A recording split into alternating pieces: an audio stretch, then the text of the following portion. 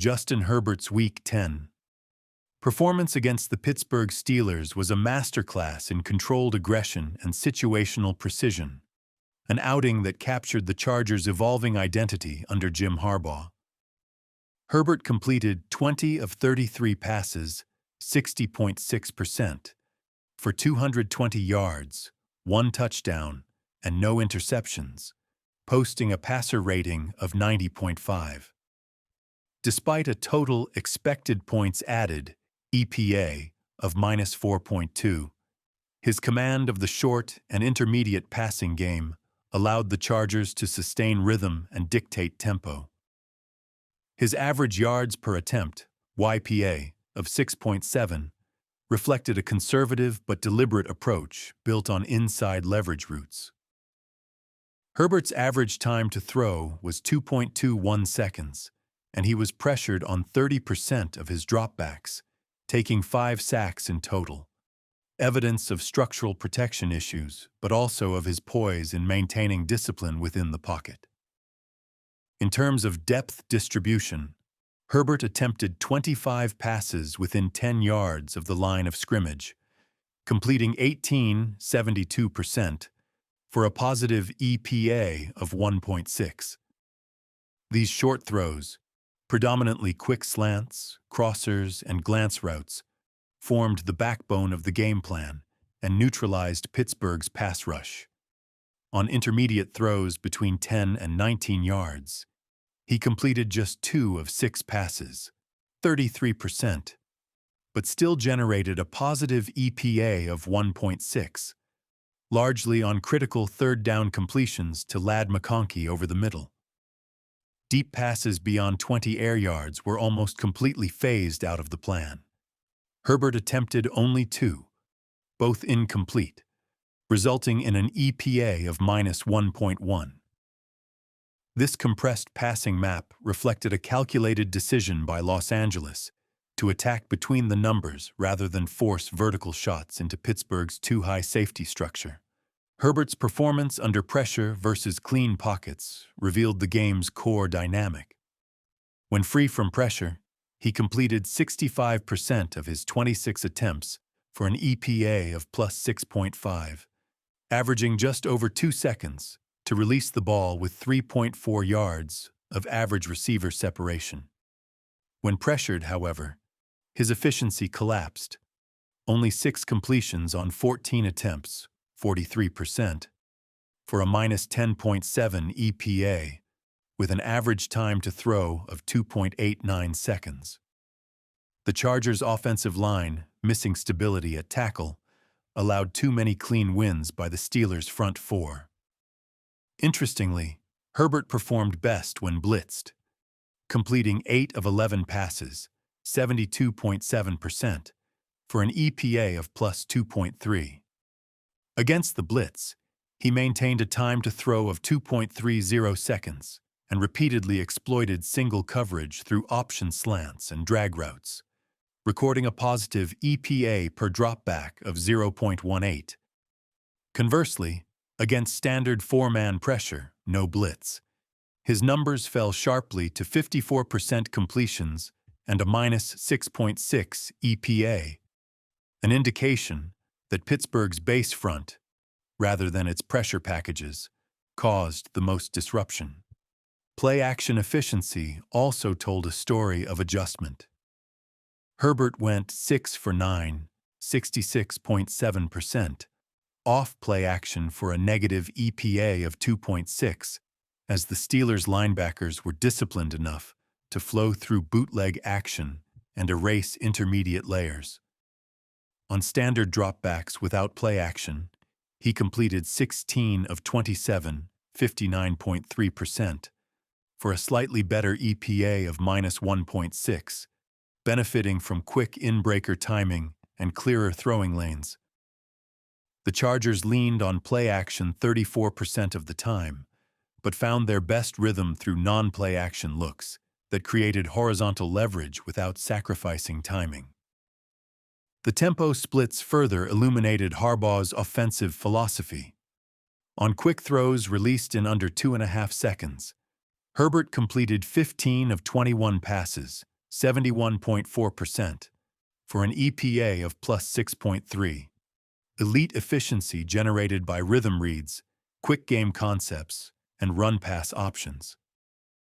When he held the ball longer than 2.5 seconds, however, efficiency deteriorated rapidly. 5 completions on 12 attempts, 41.7%, for an EPA of minus 12.4. That contrast defines the modern Chargers' passing identity: precision through timing and anticipation, rather than freelancing or extended plays.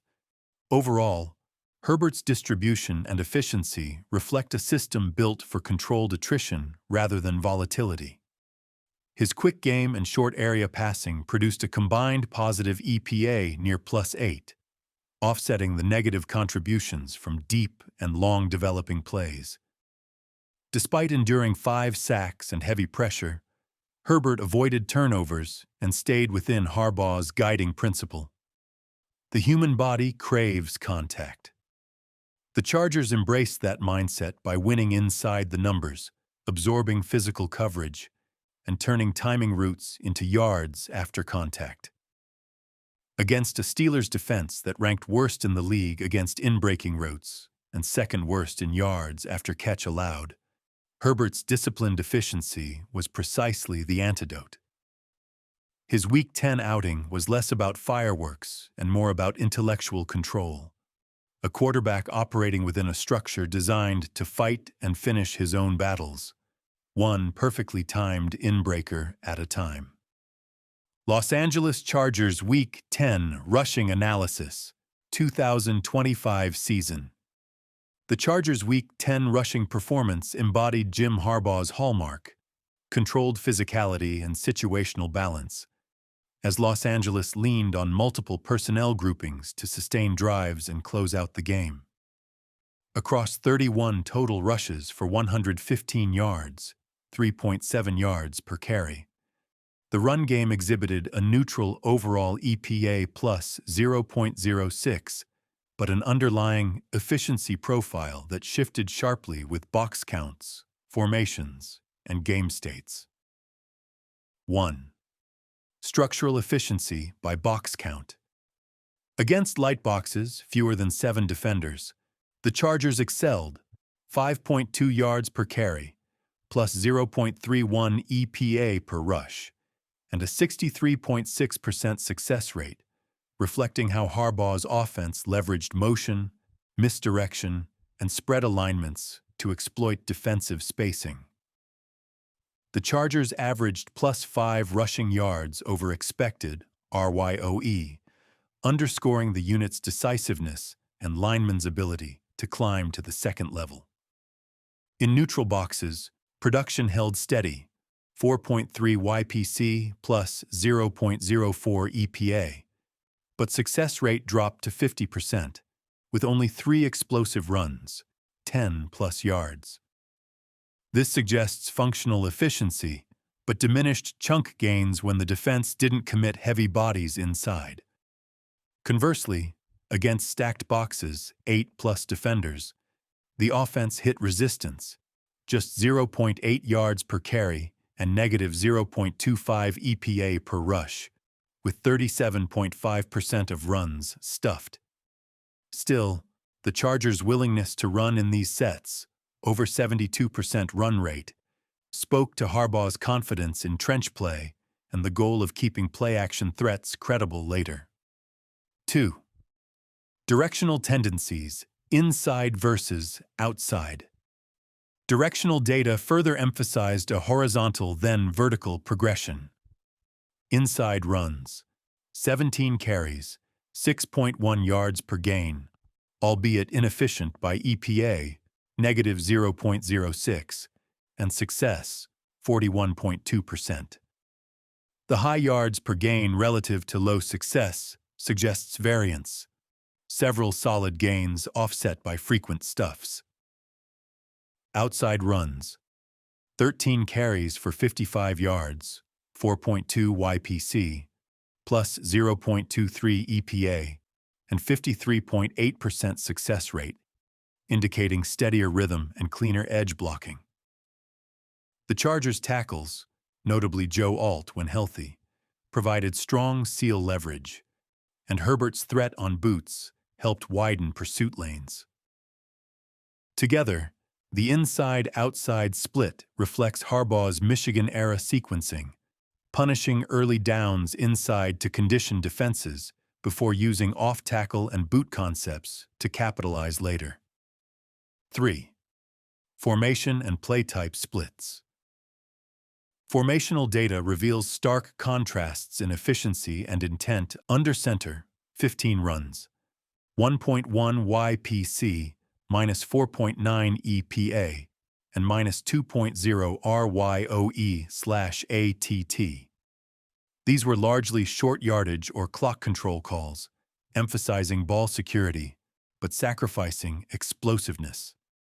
Shotgun, 12 runs, 5.5 YPC plus 1.2 RYOE per attempt, plus 3.4 EPA, with multiple explosive gains, confirming this as the offense's most productive look.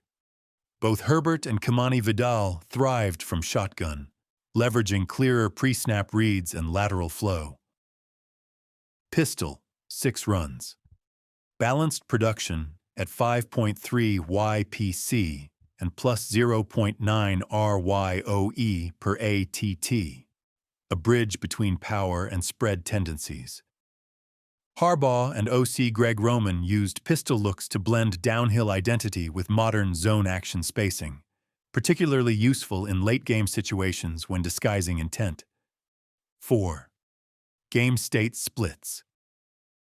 When leading, the Chargers emphasized clock control, 23 runs, 71 yards, 3.1 YPC, heavily conservative with negative RYOE, minus 15, but sufficient to preserve drives. Herbert's designed keepers here, 7.0 YPC plus 5 RYOE, sustained momentum through red zone and third down conversions. When trailing, explosiveness peaked. Kimani Vidal gained 73 yards on 10 carries, 7.3 YPC, plus 9 RYOE, plus 1.9 EPA, showing burst and vision against light boxes, a reflection of his Troy collegiate profile translating under NFL tempo. When tied, small sample runs, 2 total, included Kimani Vidal's lone short yardage plus 0.7 EPA goal line carry. This game state segmentation reinforces Harbaugh's classic situational violence, attacking when behind, grinding when ahead. 5. Player-specific analysis. Kimani Vidal was the clear feature back with 25 carries for 95 yards, 3.8 YPC, plus 1.0 total rush EPA, and 66 yards after contact. While his minus 6 RYOE signals inefficiency versus expectation, context matters. 60% of his attempts came against 7+ defenders in the box, yet he still generated 4 10+ yard runs. His plus 1.6 EPA versus light boxes and plus 2.0 red zone EPA underline high situational value. Justin Herbert added critical dual threat dimension, 5 attempts for 19 yards, 3.8 yards per carry, but plus 2.4 rush EPA and plus 0.48 EPA per attempt from scrambles and zone reads. His ability to manipulate backside containers enhanced Vidal's inside zone spacing, particularly in shotgun sets. Jarrett Patterson logged minimal impact, 1 carry, 1 yard, primarily as a fill-in on short yardage sub-packages. 6. Advanced metrics context. From NextGen's advanced panel, Herbert's rush success equals 48%, and EPA play plus 0.48 both led the backfield, while Vidal's YSE at equals 2.6 and 40% inside run rate indicate consistent physical finishes even with average separation. The offense operated with 40% stacked box exposure, indicating strong defensive respect for Harbaugh's commitment to the ground. The Chargers' aggregate RYOE equals -6, slightly below league median, but offset by their positive total EPA, meaning their runs still created net scoring efficiency when contextualized with down and distance. Tactical interpretation. Harbaugh's Week 10 rushing structure displayed layered intent rather than raw efficiency. Against heavy fronts, the Chargers established tone and tempo, body blows to use Harbaugh's phrasing, even at the expense of per-play output. Against lighter sets, they pivoted to efficient zone and pistol action, where Vidal's acceleration and Herbert's mobility unlocked positive EPA flow. The dichotomy between 3.7 YPC overall and plus 0.06 EPA/play encapsulates this paradox: physical, controlled football that trades yardage volatility for sustained success probability. Would you like me to integrate this with your Week 10 passing game screenshots from earlier into one unified Chargers offensive identity report, Week 10 document? I can structure it as a multi-section PDF summarizing both passing and rushing efficiency, directional tendencies, and formation impact. Los Angeles Chargers.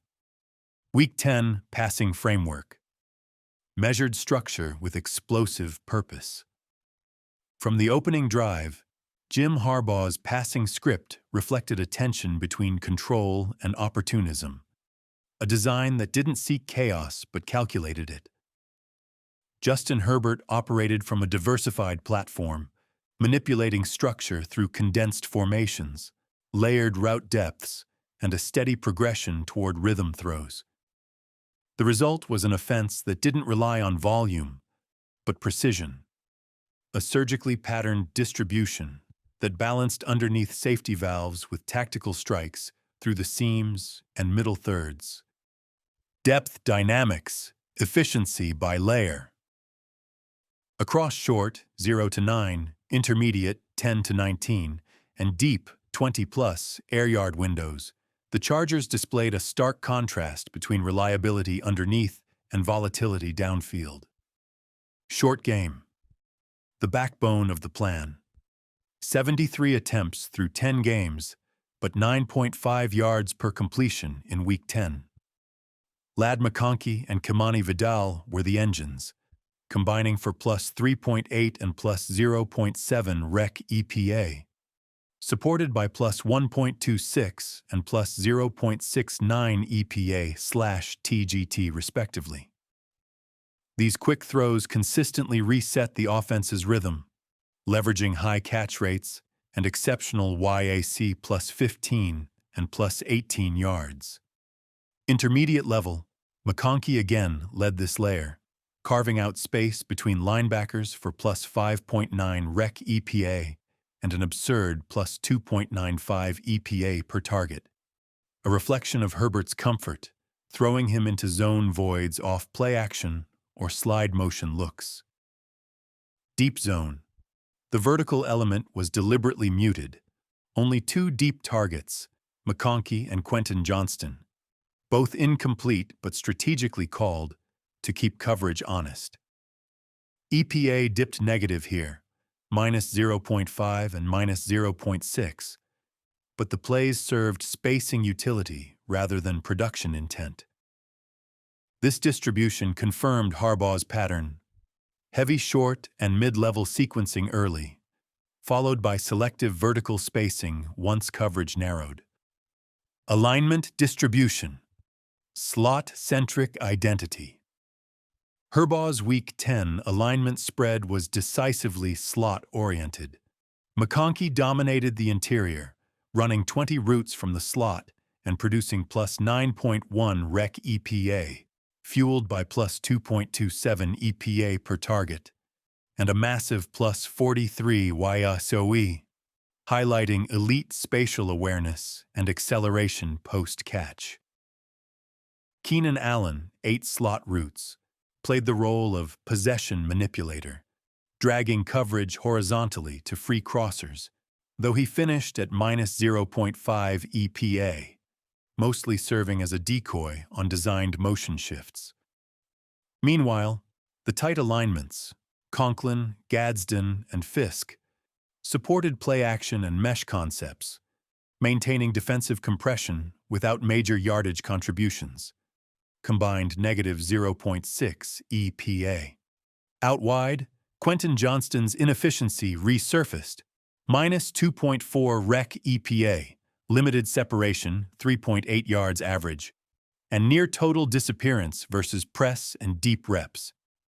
Kimani Vidal's presence from the backfield alignment was an understated success story. 1-for-1, plus 0.7 rec EPA, plus 18 YAC, and plus 0.69 EPA per target, functioning as a deceptive check-down threat and late leak option on play-action boots. Coverage context, the McConkey manipulation. Against press and blitz structures, the Chargers found their rhythm through adaptability. Versus blitz. McConkey was unguardable, posting plus 5.9 rec EPA and plus 2.95 EPA per target. He averaged 12.2 air yards per target, a precise counter to aggression, while Vidal and Conklin chipped in underneath, exploiting vacated zones. Versus press. The slot again became the neutralizer.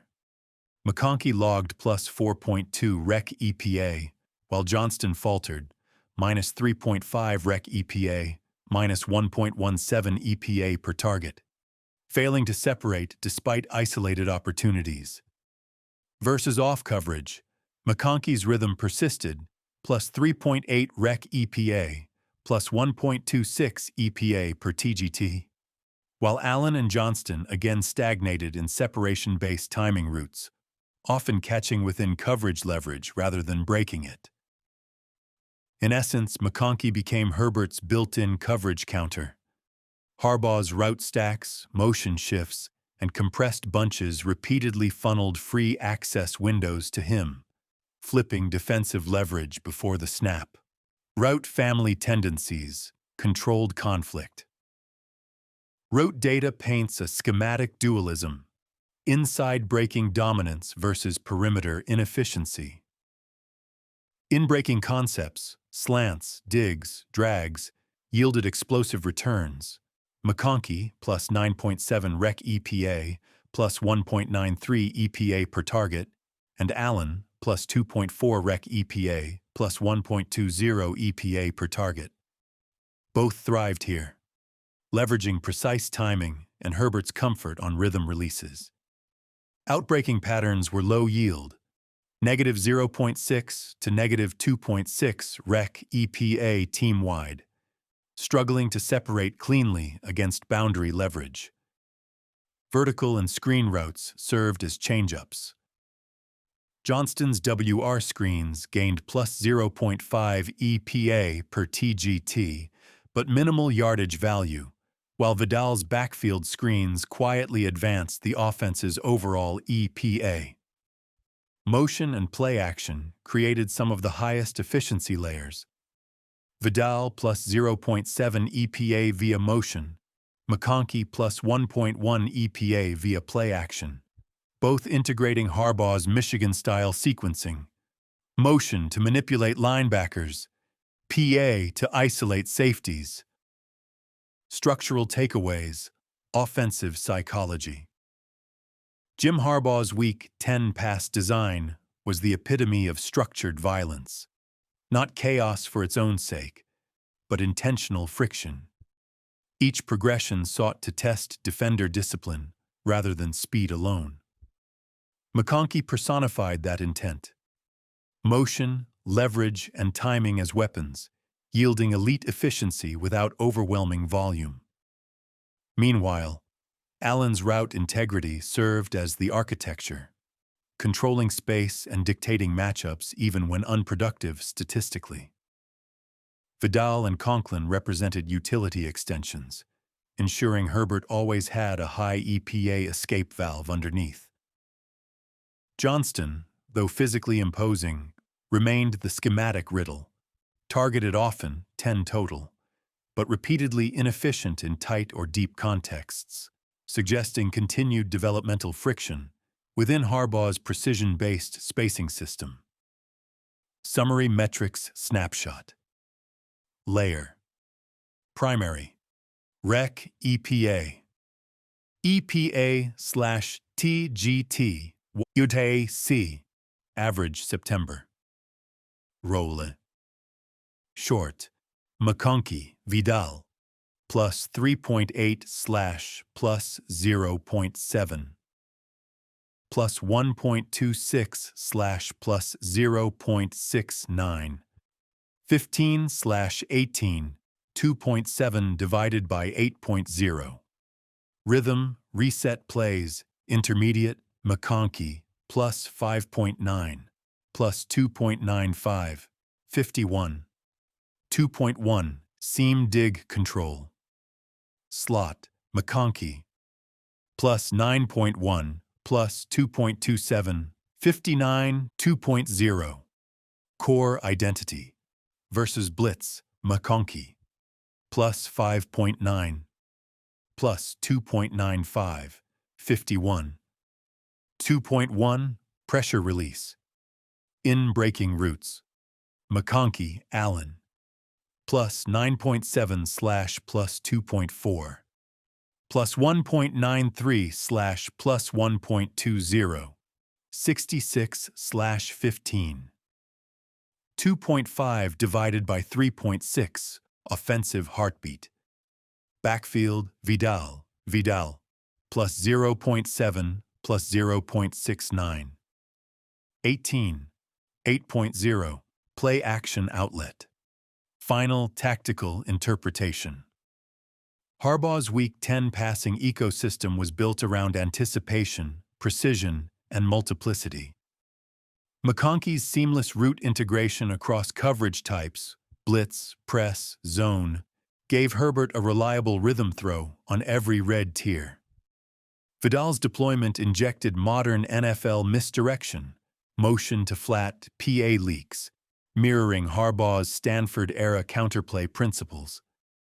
Allen's diminished raw production belied his schematic influence, while Johnston's inefficiency underscored a philosophical clash.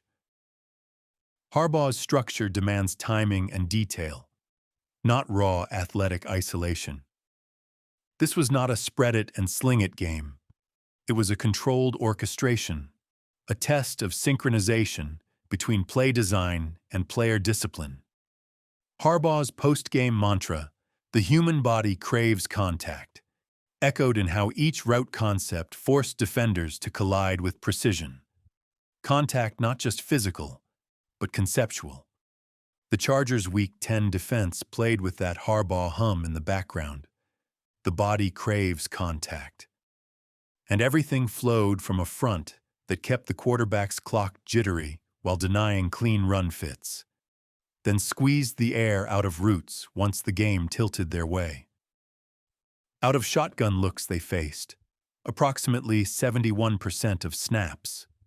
The unit still posted negative EPA/play with sub 3.0 time to throw, and when the Steelers shifted under center, the run was met square.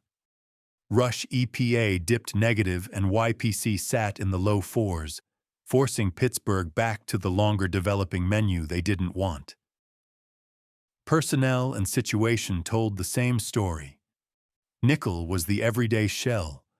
Dime became the passing break, EPA/pass in the red, YPP barely over 5, with lighter boxes that still protected the middle, while base quietly erased the run rush EPA well negative and accepted a little variance outside. In the red zone they tightened again, negative EPA both pass and run. And in goal to go they slammed the door, EPA play craters. A fight and finish your own battles sequence that matched the broadcast's tone. The pressure picture was controlled violence rather than volume. Khalil Mack and Tuli Tuipulotu did the heavy lifting, win and finish on, long dropbacks, each logging a sack in those longer holds, with Deshaun Hand and Justin Aboigbe knifing enough to keep guards from overcommitting. On no blitz downs, the rush still produced, which let them keep 7 in coverage and steal windows. Coverage-wise, the quick game never found rhythm. Derwin James erased his target, massive negative CPOE/coverage EPA. Elijah Molden and Diane Henley stayed on top of inbreakers, and deep shots died on the vine. Dante Jackson, Molden, Nico Reed, all clean on 20-plus air yards. Game state amplified the identity. When tied, EPA/pass plunged and rush success evaporated. When leading, they leaned into nickel/dime, kept TTT around 2.7 seconds, and made the Steelers string third downs, make them drive the field, one hard thing after another. Even the Steelers' counterpunch under pressure, chipping edges, condensing splits, only shifted the ball sideways. Once the Chargers nudged the score in front, the pass percentage they faced spiked into the mid-60s, and the coverage group shrank average separation to approximately 1 to 2 yards, letting Mac Tooley win late with secondary contain.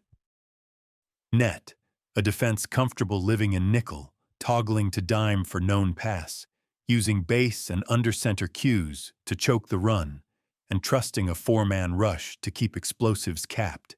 Precisely the violent and controlled profile the booth kept circling, and the kind of complementary, repeatable strain that travels week to week.